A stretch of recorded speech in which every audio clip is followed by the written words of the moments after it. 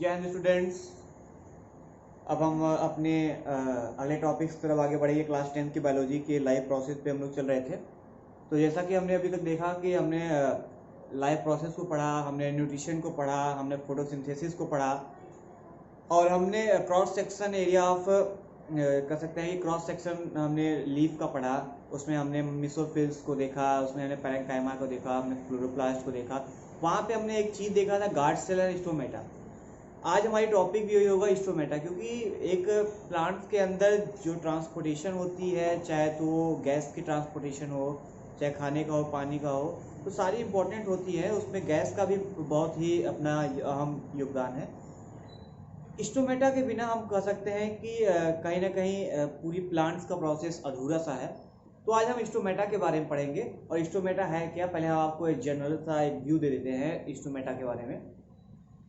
Stomata कहते हैं कि प्लांट्स के पत्तियों के अंडर साइड में ये पोर्स होते हैं जो कि गैस के एक्सचेंज के लिए काम में आते हैं। अब भाई पोर्स है, छेद है, तो ये किसी के आने और जाने का ही तो काम करेंगे ना।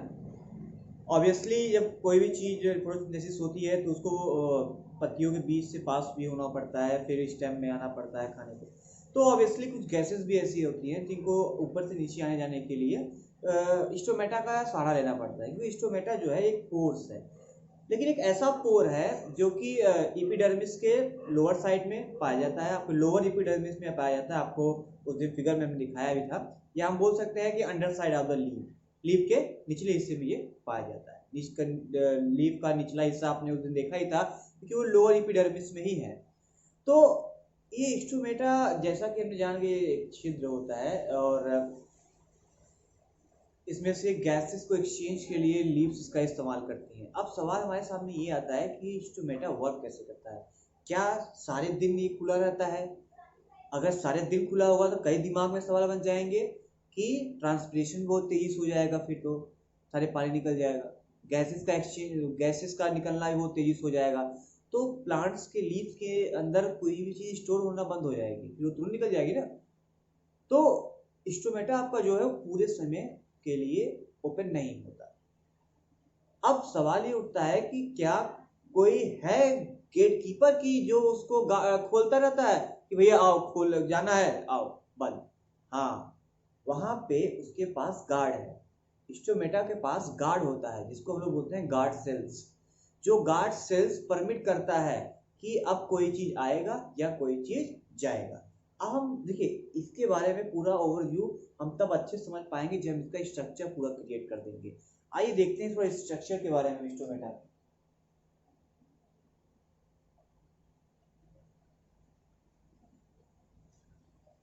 देखिएगा स्टोमेटा को हम लोग देखें,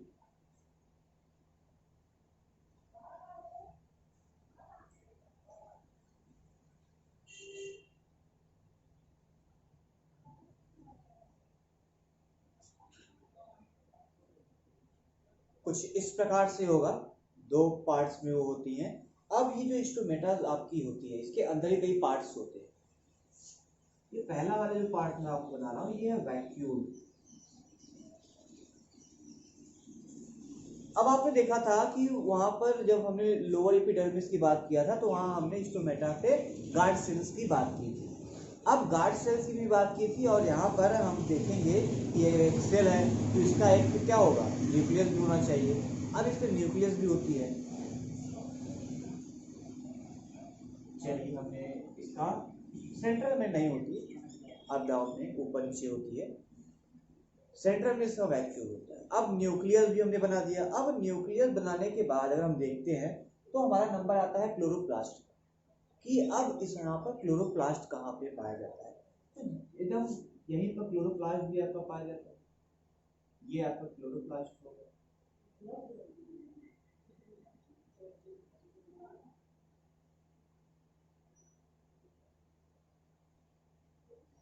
ये क्या हो गया, क्लोरोप्लास्ट हो गया।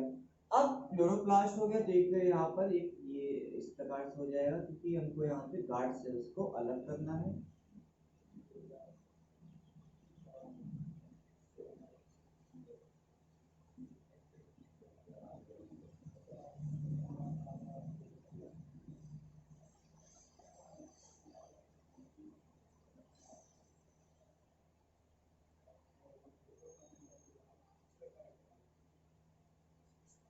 अब देखिए यहाँ पर सब कुछ बन गया, अब हमको बस यहाँ पर लेबल करना है।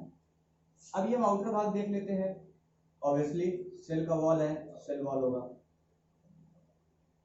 मैंने पहले ही बता दिया था। ये न्यूक्लियस, ये भी न्यूक्लियस आपका, ये वाला पार्ट भी आपका क्या होगा, सेल वॉल होगा। अब यहाँ पर ये बचे, ये बचा और ये भाग बचा। अब ये तीनों को हमको अलग करना है नाम देकर। तो हमने आपको बताया था कि ये आपका क्या है, वैक्यूल है।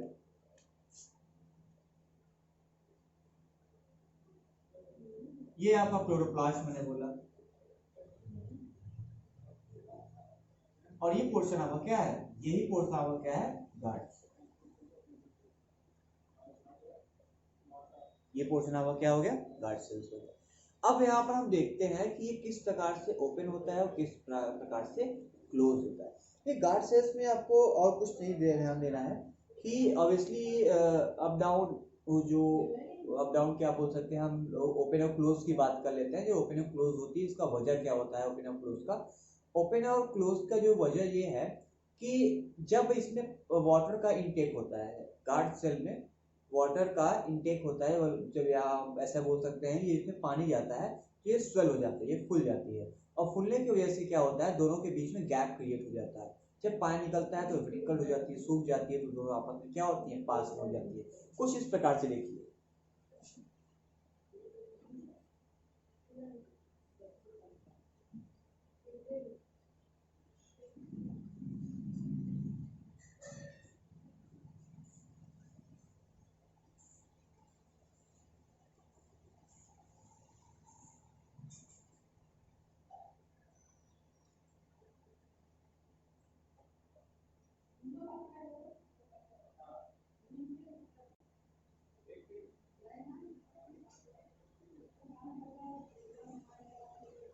अब देखिए क्या हुआ, वाटर भरने के बाद ये क्या हो गया, ये ओपन हो गया।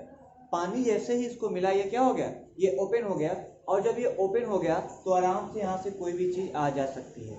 जैसे ही पानी वाटर लॉस होता है ये क्या होती है, फिर से अपने इस फॉर्म में आ जाती है। ये प्रोसेस ऑब्वियसली जब पानी फोटोसिंथेसिस के दौरान भी होता है, और ये पूरे दिन नहीं रहता, इसीलिए क्लोज और ओपन का प्रोसेस चलता है। जब काम होता है तब ये ओपन होता है, और उसके लिए वाटर नेसेसरी है, बिना वाटर की ये नहीं होगा।